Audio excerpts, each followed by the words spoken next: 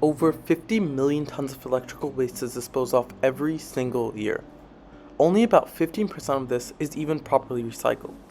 The other 85% goes into landfills, where it has lethal consequences to ourselves and our environment. E-waste, if not disposed properly, can have severe direct impacts on humans. E-waste contains many toxic materials, which if not handled properly, can cause severe long-term damage to the human body. E-waste can also seep into water supplies, which can kill entire fish species and eventually lead to complete ecosystem collapse. The global smartphone market is a US $607.8 billion market.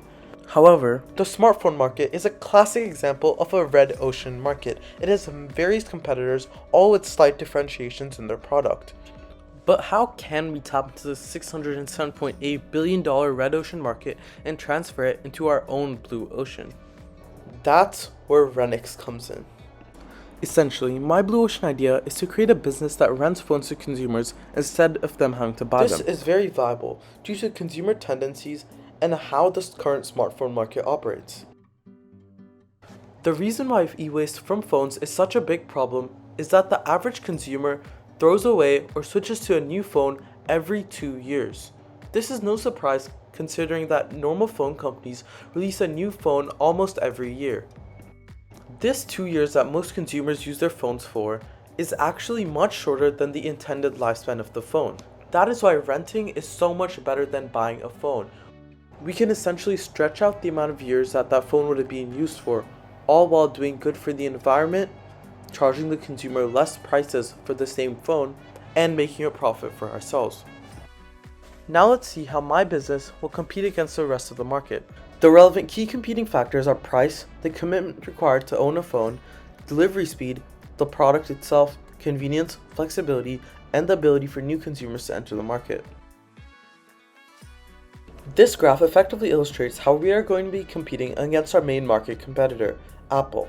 We are going to be offering the exact same product as Apple, their iPhone, but we're going to excel in all the other factors that are valuable to consumers. On top of this, we will be adding 2 new competing factors which we believe are important to consumers: flexibility and the ability for new consumers to enter the market. The first key competing factor that we beat Apple on is price. For Rennix, I created a spreadsheet for which we are going to be basing our entire price structuring on. The main input is the daily rent. We can change the daily rent to whatever we want and see how this will affect the weekly, monthly, and yearly rent. But more importantly, right below that, we can put in at what year, month, and day we would like to see the revenue of that phone at, considering that it had been rented for that entire time. Below that are the most insightful rows of this entire spreadsheet. We can see the days, months, or years it would take to make the entire phone back at any given daily rent.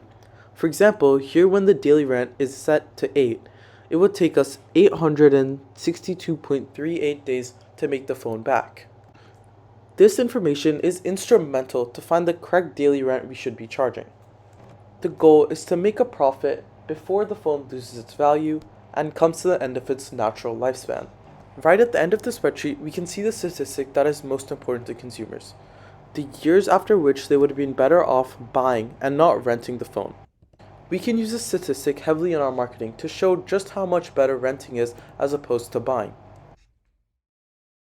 Here is the ideal playthrough of how all of this will come together.